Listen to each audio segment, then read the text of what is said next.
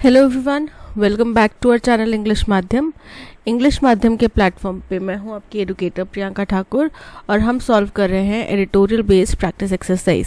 Start करते हैं आज का session with thought of the day, that is success begins at the end of your comfort zone. यानी कि आपकी सफलता हमेशा आपको अपने कंफर्ट जोन से बाहर जाकर ही मिलेगी। यानी कि मम्मा पापा ने एसी लगवाया हुआ है या मम्मा पापा के पास में अच्छा खाना मिल रहा है, वो आपको सफलता हासिल करने में एक रुकावट ही बनेगा, क्योंकि अच्छा खाना खा के एसी के अंदर नींद ही आनी है। ठीक है, बाहर जाओ, लाइब्रेरी में जाओ, बैठो वहाँ पे जहाँ पे एसी नहीं है, फिर वहाँ पे जाके बैठो, स्टडी करो, दिन रात एक करो, तब जाके आपको सफलता हासिल होगी। ठीक है, और मम्मा पापा के पास रह के तो सफलता ऐसा नहीं बिल्कुल नहीं मिल सकती, पर उसके लिए फिर आपको उतना हार्डवर्क करना पड़ेगा। ठीक है, चलिए स्टार्ट करते हैं। Reading comprehension and practice exercise for SSC CGL 2024।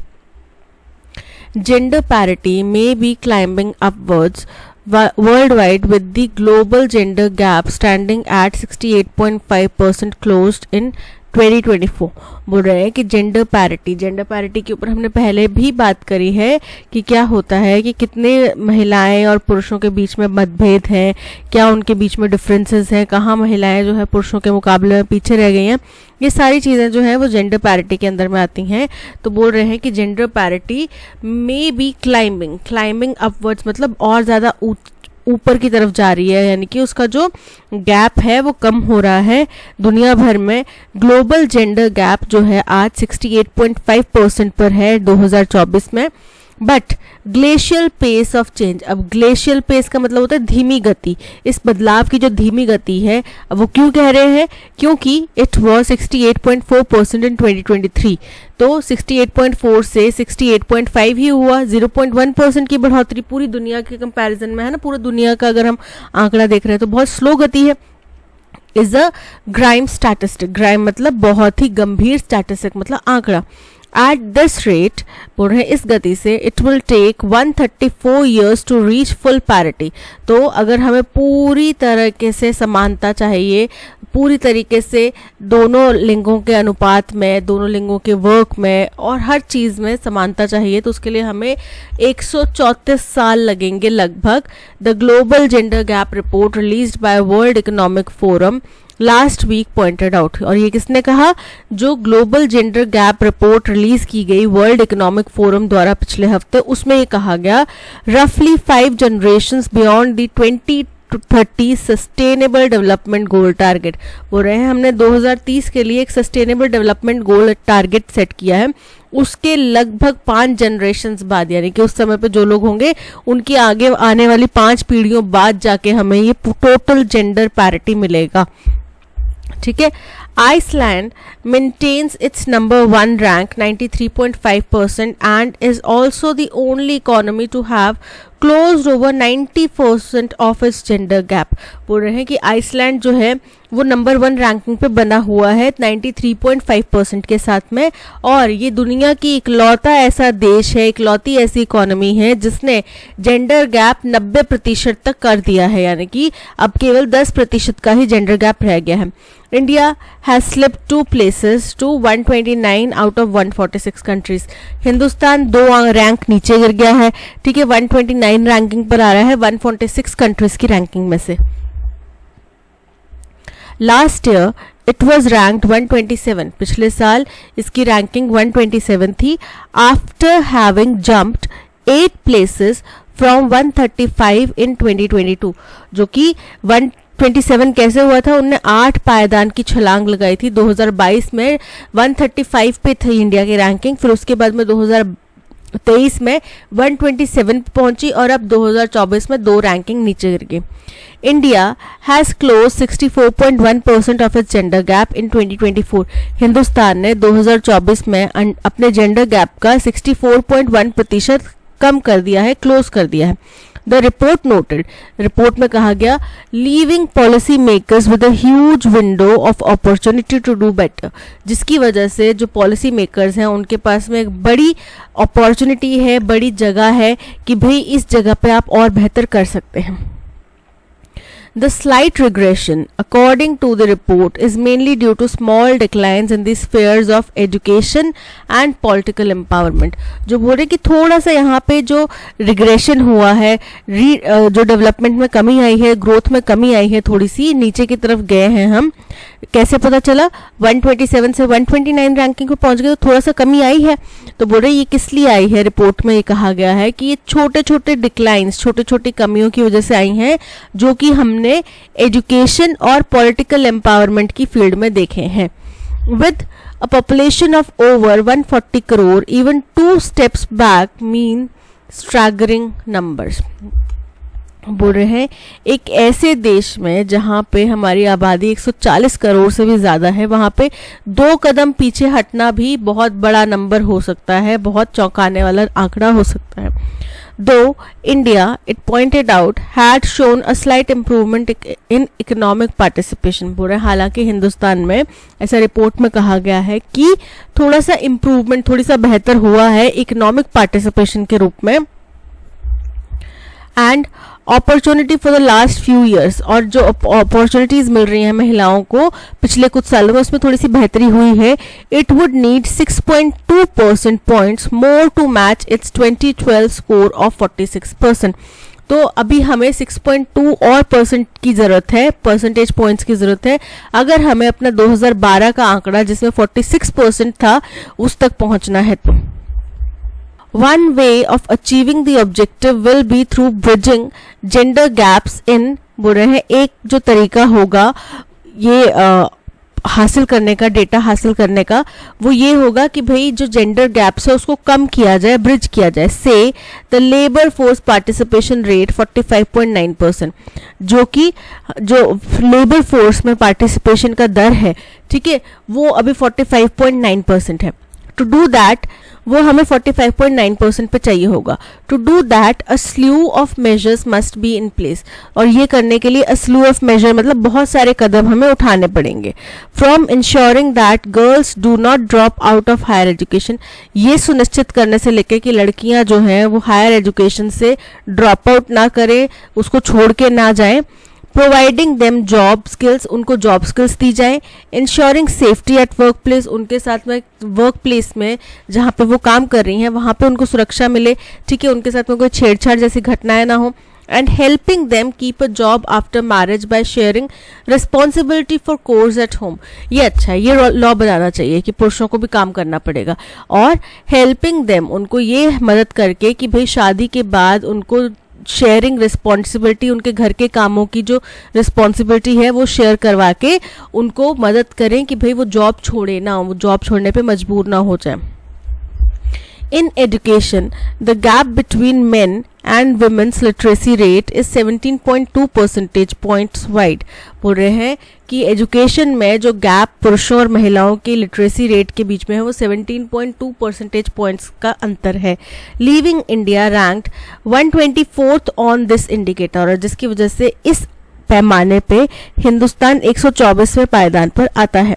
India has fared better in the political empowerment index. बोल रहे हैं कि हिंदुस्तान ने बेहतर किया है, पॉलिटिकल एम्पावरमेंट इंडेक्स के मामले में हिंदुस्तान थोड़ा बेहतर हुआ है. But women's representation in parliament continues to be low, लेकिन महिलाओं का प्रतिनिधित्व जो पार्लियामेंट में हो रहा है वो अभी भी कम है, पुरुषों की संख्या वहां पे अभी भी ज्यादा है. पर बिल पारित कर दिया गया है, 33% महिलाओं को रिजर्वेशन मिलेगा उसके अंदर भी, पार्लियामेंट के अंदर भी, लेकिन अभी वो इम्प्लीमेंट नहीं हुआ है. For confirmation look no further than the newly elected Lok Sabha.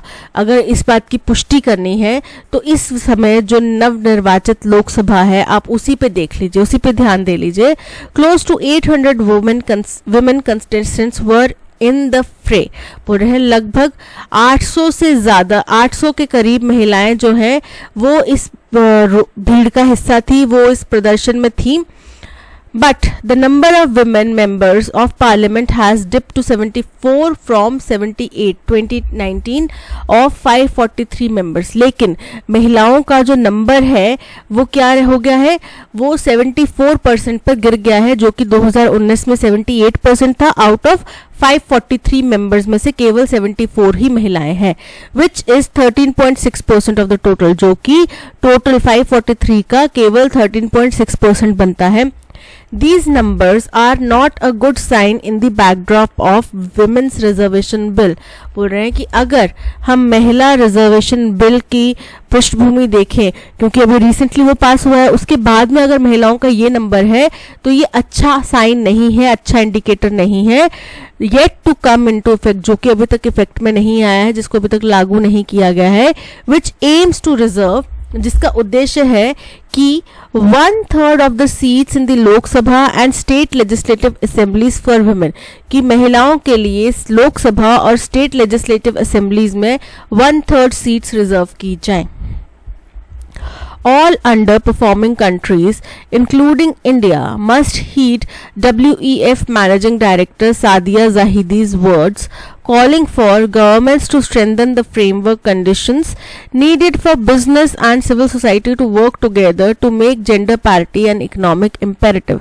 बोल रहे हैं कि जितनी भी अंडर परफॉर्मिंग कम रैंकिंग वाली कंट्रीज हैं, जिसमें हिंदुस्तान भी शामिल है, उसको WEF की मैनेजिंग डायरेक्टर सादिया जाहिदी के शब्दों को गौर करना चाहिए, उनको ध्यान में रखना चाहिए कि गवर्नमेंट्स को मजबूत करना पड़ेगा अपना फ्रेमवर्क मतलब अपना वर्किंग कंडीशंस, अपना ढांचा जो है वो मजबूत करना पड़ेगा, जिसके मदद से जो भी बिजनेसेस हैं और जो भी हमारी सिविल सोसाइटी है वो एक साथ मिलके जेंडर पैरिटी जो an economic imperative to make gender imparity and economic, उसको एक इकोनॉमिक उद्देश्य बनाया जाए, उसको एक इकोनॉमिक आवश्यकता बनाया जाए. ठीक है, तो ये कब होगा, जब सरकारें काम करेंगी इसके अंदर में कुछ, तो बाकी बिजनेसेस भी प्रोत्साहित होंगे, मजबूर होंगे भागीदारी करने के लिए. तो ये था पैसेज. अब चलते हैं क्वेश्चन नंबर 1 की तरफ. What does the global gender gap report 2024 suggest about India's progress in closing the gender gap. तो बोला ना कि भाई थोड़ा डिप आया है, थोड़ा कमी हुई है. ठीक है, हमारी रैंकिंग गिरी है, हम 127 पर थे, हम 129 पर पहुंच गए हैं. India has closed over 70% of its gender gap. Incorrect है. India has made rapid progress compare to previous years. Incorrect है.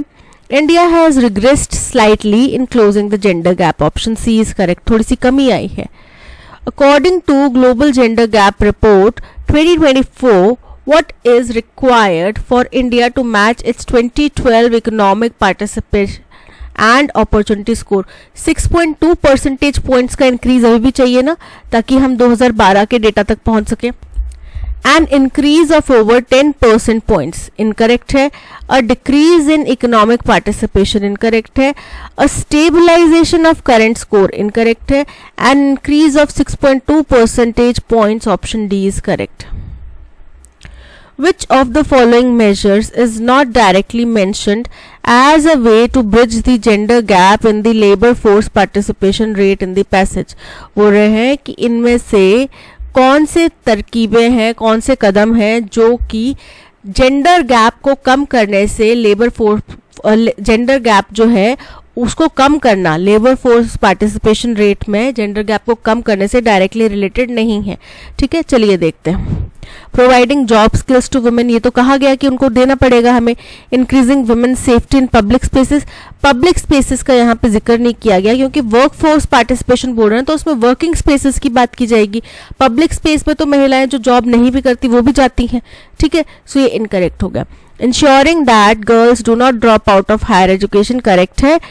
Assisting women in maintaining employment post marriage by distributing home responsibilities, option D भी correct है. तो यानी कि option B जो है ये स्टेटमेंट इनकरेक्ट है, डायरेक्टली रिलेटेड नहीं है. So option B is correct.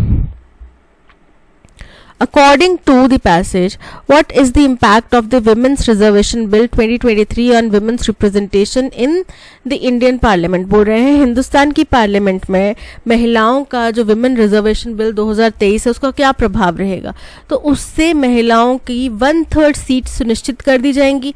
ठीक है, 543 होती हैं, उनमें से 1/3 सीट महिलाओं को मिल जाएंगी। ये हो गई बात लोकसभा की। लेकिन जो लेजिस्लेटिव असेंबलीज हैं उनमें हर एक स्टेट वाइज सीट डिस्ट्रीब्यूशन होता है, ठीक है, उसके अंदर भी 1/3 सीट महिलाओं के लिए रिजर्व्ड होंगी, जिसका मतलब है women representation, better women representation and better opportunities, ठीक है। It has increased the number of women members of parliament to over 33%. increased incorrect है, 13 point something percent है अभी, ठीक है। It has decreased the representation of women in parliament. incorrect है। उद्देश्य तो इसका कम करना नहीं है ना। It aims to reserve 1/3 of the seats for women but is yet to be implemented. Option C is correct कि इसका उद्देश्य तो है कि 1/3 सीट्स मिले महिलाओं को, लेकिन अभी तक ये लागू नहीं हुआ है। What is the antonym of regression as used in the context of the passage? Regression का मतलब होता है कमी आना, किसी चीज में डिक्लाइन आना। तो इसका उल्टा क्या होगा? कमी का उल्टा क्या होगा? बढ़ना, ठीक है। इसका उल्टा होगा बढ़ना, तरक्की करना। सो डिक्लाइन मतलब कमी, प्रोग्रेस मतलब आगे बढ़ना, स्टैग्नेशन मतलब ठहराव आ जाना, किसी एक जगह पे रुक जाना, डाउनफॉल मतलब कमी। So option B progress is correct. The number of people impacted by disaster events in Asia in 2023 was lower than dash in 2022. बोल रहे हैं कि जो जितने लोग डिजास्टर से, एशिया में हुए डिजास्टर से प्रभावित हुए हैं 2023 में, वो आंकड़ा 2022 के कंपैरिजन में कम है। तो कंपेयर टू की बात करें, दैन दैट इन 2022 होगा। That's the only dash finding of the World Meteorological Organization's state of climate Asia report for the last year. बोल रहे हैं ये इकलौता फैक्ट होगा, इकलौता कुछ फाइंडिंग है जो कि हमने हमारे जो वर्ल्ड मेट्रोलॉजिकल ऑर्गेनाइजेशन की state of climate Asia report है पिछले साल की, उसमें पाया गया है। The hottest since global temperature records began to be recorded. बोल रहे हैं जो कि सबसे ज्यादा हॉट था जब से ये जो दुनिया भर के टेम्परेचर रिकॉर्ड्स रखने शुरू किए गए हैं, तब से लेके अब तक में सबसे ज्यादा हॉटेस्ट था। Asia faced the most disasters in the world as 79 events associated with extreme weather, climate and water related hazards in 2023 affected over 9 million people in the region. बोल रहे हैं एशिया ने सबसे ज्यादा डिजास्टर झेले हैं दुनिया के कंपैरिजन में, क्योंकि 79 इवेंट्स, 79 घटनाएं जो कि एक्सट्रीम, बहुत ही खराब वेदर से, बहुत ही खराब क्लाइमेट से, वाटर रिलेटेड हजार्ड से जुड़ी हुई थी 2023 में एशिया में हुई हैं, जिन्होंने लगभग 9 मिलियन लोगों से भी ज्यादा लोगों को इस इलाके में प्रभावित किया है, डायरेक्टली किलिंग ओवर 2000 पीपल, जिसमें सीधे तौर पे 2000 लोगों की मौत हुई है। The findings for India are particularly dash, जो हिंदुस्तान के लिए फाइंडिंग्स है वो ज्यादा गंभीर है, ठीक है। हो सकता है the findings for India are particularly stark हो सकता है, ग्राइम हो सकता है, गंभीर हो सकता है। Heat waves, floods and landslides took dash heavy toll on life in the country. took a heavy toll होता है, ठीक है, यहाँ पे आर्टिकल आएगा a heavy toll। बोल रहे हैं कि हीट वेव्स, फ्लड्स और लैंडस्लाइड्स ने बहुत भारी जान माल का नुकसान किया है हमारे देश में। The warnings issued by scientific studies for more than a decade and a half ring true. जो भी चेतावनियां पिछले एक दशक से भी ज्यादा समय से, 1-1.5 दशक से दी जा रही थी साइंटिफिक स्टडीज द्वारा, वो अब सारी सत्य होती दिखाई दे रही हैं। People living in coastal areas, mountainous regions, even the plains are all vulnerable to climate change. ठीक है, तो जो लोग कोस्टल इलाके में रहते हैं, माउंटेन्स में रहते हैं या फिर प्लेन्स में भी रहते हैं, वो सभी इस क्लाइमेट चेंज के रिस्क पर हैं। अभी भी समय है कि संभल जाओ। मैं अपने सभी स्टूडेंट से बार बार रिक्वेस्ट करती हूँ कि आपके बर्थडे हो, कोई फेस्टिवल हो, आप ज़रूर एक पौधा लगाइए, अपने आसपास में एक पेड़ लगाइए, ठीक है, और उसको 1-1.5 साल आप उसकी देखभाल कीजिए। उसके बाद वो देखना वो पेड़ आपको ठंडक देगा, आपको हवा देगा ताज़ी। जब आसपास के सब लोग गर्मी से परेशान होंगे ना, आप उस पेड़ की छाया में बैठ सकते हैं।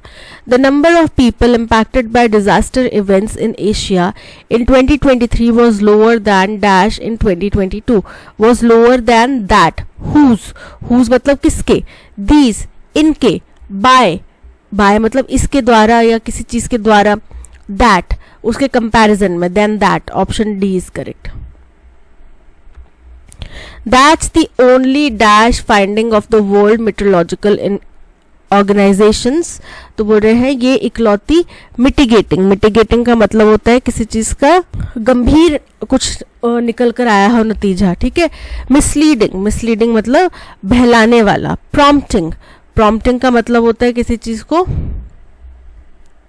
बीच में रोकना। और रिलेटिंग मतलब उससे जुड़ा हुआ, तो ये गंभीर है ना कोई चीज निकल कर आई, तो option A mitigating is correct. The findings for India are particularly dash sobering का मतलब होता है चिंताजनक गंभीर। बैकिंग का मतलब होता है समर्थन देना। इंटरवीनिंग का मतलब हस्तक्षेप करना। और इंटिमिडेटिंग का मतलब होता है डराना। तो यहाँ पे वो हिंदुस्तान के लिए और ज्यादा गंभीर है ना। अब चिलचिलाती गर्मी तो आप झेल ही रहे हैं, इस साल चल ही रहा है, पता है कितनी ज्यादा गंभीर है। So option A is correct. Heat waves, floods and landslides took dash heavy toll on the country, on life in the country. took an heavy toll, and article जो है वो वॉवल साउंड्स के साथ में आता है। हेवी जो है किसी भी तरीके से वॉवल साउंड नहीं है। द हेवी टोल कि वो एक पर्टिकुलर खास तरीके का हेवी टोल उसने लिया है, नहीं। अ हेवी टोल, एक हेवी टोल लिया है उसने, जान माल का बहुत नुकसान किया है। So option D is correct. The warnings issued by scientific studies for more than a decade and a half ring true. People living in coastal areas, mountainous regions, and even in the plains are all vulnerable to climate exalted का मतलब होता है महान, ऊंचा। dwindle मतलब कम होना। vagaries मतलब जो अनिश्चितता है, अनप्रेडिक्टेबल कुछ चेंजेस हैं, ठीक है। रिनाइंस का मतलब होता है कि किसी चीज का रीबर्थ होना, रिवाइवल होना, ठीक है। तो यहाँ पे क्लाइमेट वेगारिस, क्लाइमेट की जो अनिश्चितता है उससे जूझ रहे हैं, उसके रिस्क पर है। Option C is correct. The poor undergo several problems in life that could be solve with money. अब यहाँ पे द पुअर क्या है, पुअर क्या है, गरीब व्यक्ति, ठीक है। द के साथ में अगर कोई एडजेक्टिव आता है, पुअर उसकी क्वालिटी है, किसी व्यक्ति की क्वालिटी है कि वो गरीब है, ठीक है। तो उसके साथ में अगर कोई एडजेक्टिव आता है तो ये बन जाता है प्लूरल फॉर्म। प्लूरल फॉर्म में जो वर्ब है वो प्लूरल ही आएगा, तो अंडरगोज कैसे आएगा, क्या आएगा, the poor undergo several problems, ठीक है। तो यहाँ पे अंडरगोज में एरर है, अंडरगोज की बजाय क्या आएगा, अंडरगो। ऑप्शन सी में एरर है। अट्रैक्ट का मतलब होता है अपनी तरफ आकर्षित करना, ठीक है। अब इसका एंटोनिम क्या आएगा, अपने से दूर करना। रिपेल मतलब अपने से दूर करना। एंटाइस मतलब मंत्रमुग्ध करना, लुभाना। नॉक मतलब दस्तक देना। इन्फ्लुएंस मतलब प्रभाव डालना। तो यहाँ पे केवल रिपेल जो है वो अट्रैक्ट का एंटोनिम बन रहा है। Select the grammatically correct sentence, ठीक है। ही एट द स्वीट्स ग्रीडी, क्या उसने लालच स्वीट्स खाई, नहीं, उसने लालच से स्वीट्स खाई। खाने का भाव बता रहे कि स्वीट्स उसने कैसे खाई, तो कैसे खाई, उसने ग्रीडीली खाई, ठीक है। ग्रीडी नहीं खाई, ग्रीडीली खाई, इनकरेक्ट है। I could not find it anywhere, मुझे वो कहीं भी नहीं मिला, करेक्ट है। आई हैवंट गॉट नन, तो जब हैवंट बोल रहे हैं कि मेरे पास नहीं, मुझे कुछ नहीं मिला, तो आई हैवंट गॉट नन नहीं बोल सकते, आई हैवंट गॉट एनी या फिर आई हैव गॉट नन, ठीक है। तो ये ग्रामेटिकली इनकरेक्ट है। लास्ट स्टेटमेंट का आप मुझे कमेंट सेक्शन में लिख के बताओगे। ही इज मच वीक, इसमें क्या ग्रामेटिकल एरर है। The road which is joining two villages is repaired by local authorities. अब यहाँ पे अंडरलाइन पार्ट को अप्रोप्रिएट ऑप्शन से हम रिप्लेस कर सकते हैं, तो वो करना है, ठीक है। The road which is joining होएगा या विच ज्वाइंस होएगा, तो यहाँ पे सिंपल प्रेजेंट टेंस में जो यूज होगा वो होगा विच ज्वाइंस, ठीक है, ना कि which is joining. The road which joins 2 villages is repaired by local authorities. Option D is correct. Can you please tell me where is the city park? तो जब आप सवाल पूछ रहे हैं can you please tell me, क्या तुम मुझे बता सकते हो where the city park is, क्योंकि जब क्वेश्चन इनडायरेक्ट क्वेश्चन हो तब वर्ब और सब्जेक्ट की पोजिशनिंग जो है वो चेंज हो जाती है. तो यहाँ पे where the city park is आएगा. Where the city park is, option A is correct. Incorrectly spelled word हमें बताना है लाइसन. लाइसन का मतलब होता है मेल जोल. मेल जोल के स्पेलिंग होते हैं LIAISON. इसका मतलब होता है मेल जोल. ल्यूटिनेंट. ल्यूटिनेंट आर्मी का एक पदाधिकारी होता है. एंटरप्रेन्योर. एंटरप्रेन्योर बिजनेसमैन होता है. और फ्लोरोसेंट जो जगमगाता है उसको बोलते हैं. So option A licence is correct. With a supreme sense of rhythm and word appeal. बहुत ही गंभीर रिदम की सेंस होने के, बहुत ही उच्च कोटि की रिदम की सेंस के साथ में और शब्दों की बहुत अच्छी रचना के साथ में, अपील के साथ में. He was capable of writing angelic और वियर्ड पोएट्री. वो बहुत ही एंजेलिक, बहुत ही आसमानी, बहुत ही नायाब पोइट्री, बहुत ही अजीब पोइट्री लिखने के काबिल था.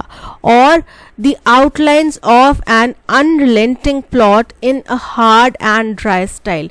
या फिर वो किसी अनरिलेंटिंग का मतलब होता है बहुत ही ज़्यादा मर्सीलेस, पिटीलेस या अनफॉरगिविंग प्लॉट में बहुत ही हार्ड या ड्राई स्टाइल लिखने के लिए, उसकी आउटलाइन तैयार करने के लिए. Yet he would write down a problem for morbid psychology. Morbid मतलब होता है बहुत ही अनयूजुअल इंटरेस्ट वाली, बहुत ही डिस्टर्बिंग सब्जेक्ट में इंटरेस्ट होने वाली साइकोलॉजी के लिए वो प्रॉब्लम्स लिखता था. ठीक है, तो अब कोई व्यक्ति है, उसकी कैपेबिलिटी बता रहे हैं और फिर वो क्या करता था, कैपेबिलिटी होने के बावजूद वो क्या करता था वो बता रहे. ठीक है, he was capable of writing angelic और weird poetry with a supreme sense of rhythm and word appeal. क्योंकि अच्छी पोएट्री है तो उसमें बहुत अच्छी रिदम होगी, बहुत अच्छा शब्दों का चुनाव होगा. ठीक है, तो बी फर्स्ट स्टेटमेंट है, बी के बाद में आएगा A statement. B first statement है, बी फर्स्ट स्टेटमेंट है. Eliminate, eliminate. बी के बाद में ए यहां पर आ रहा है, यहां पर नहीं आ रहा, तो बी पार्ट भी एलिमिनेट हो जाएगा. बचा ऑप्शन सी करेक्ट है. या फिर लेकिन फिर ये हो गया दोनों चीजें कि भाई बहुत अच्छी सेंस ऑफ वर्ड अपील थी उसके अंदर में, बहुत अच्छा सेंस ऑफ रिदम था, लेकिन फिर भी yet he would write down a problem for morbid psychology और the outlines of an unrelenting plot in a hard and dry style. ठीक है, so BADC option C is correct. Falter. Falter का मतलब होता है डगमगाना, अनस्टेडी. ठीक है, antonym क्या होएगा, स्टेबलाइज, स्थिर होना, तो बिल्कुल करेक्ट है. सस्पेक्ट मतलब संदिग्ध. हॉन्ट मतलब डराने वाला.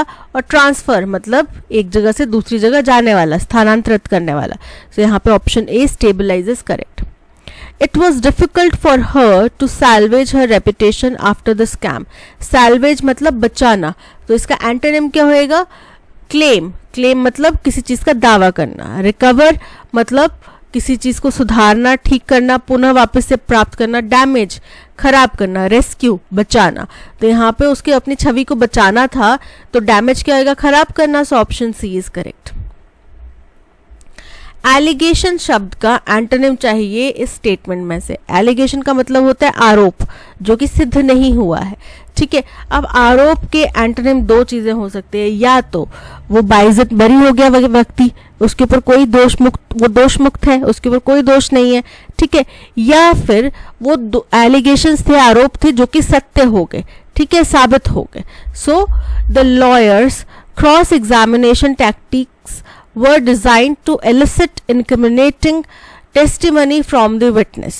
कि वो विटनेस से, जो भी विटनेस था उसके सबूतों, उसके गवाही में से अपराध साबित करने वाली जो बात है वो निकाल सकें. ठीक है, सो यहाँ पे फर्स्ट वर्ड है इंक्रिमिनेटिंग. इंक्रिमिनेटिंग का मतलब होता है अपराध साबित करने वाला.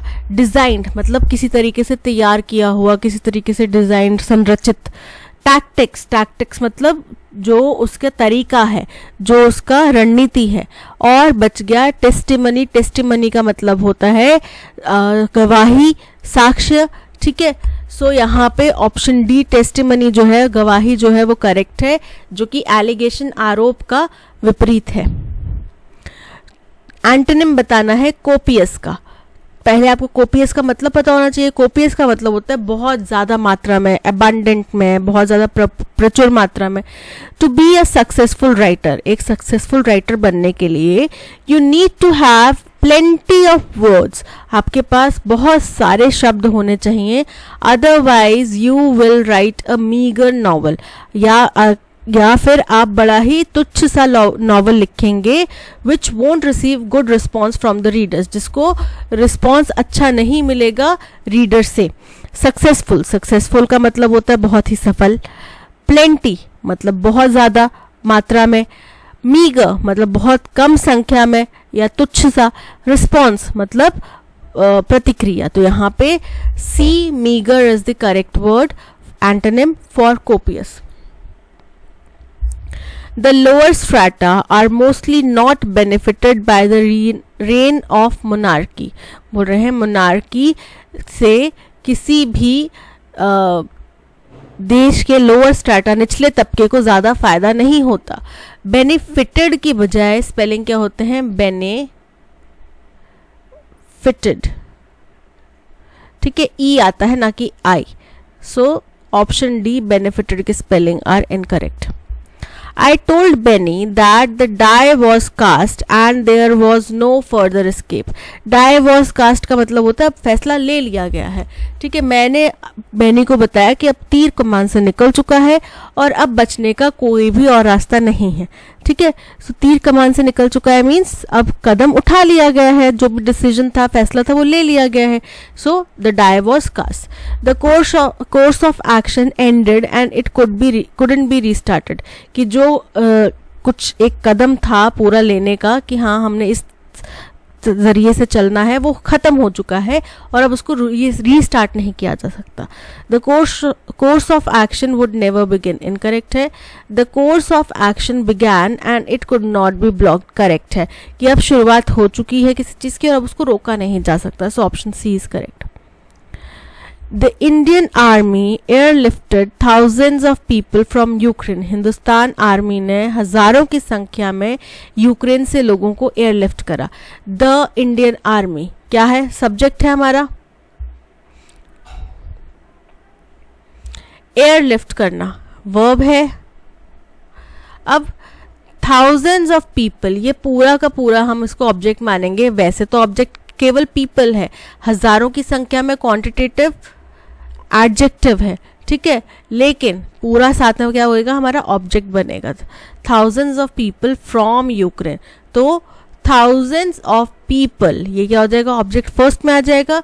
एयरलिफ्ट किए गए, were airlifted by the Indian army from Ukraine, क्या होएगा? Thousands of people had been नहीं आएगा, हैव बीन नहीं आएगा, आर नहीं आएगा, were airlifted from Ukraine by Indian army. Option D is correct. This hill is a nice place to meditate because one can enjoy solitude. बोल रहे हैं कि ये जो पहाड़ी है ये बहुत अच्छी जगह है मेडिटेट करने के लिए, क्योंकि यहाँ पे एकांत का अनुभव कर सकते हैं लोग। तो इसमें कोई भी एरर नहीं है, no correction required. Option C is correct. That's all, आज के सेशन में इतना ही। Thank you so much for watching. अगर कंटेंट पसंद आया हो तो लाइक, शेयर और सब्सक्राइब जरूर कीजिएगा। मिलते हैं नेक्स्ट सेशन में। Till then keep learning and keep practising. Bye bye.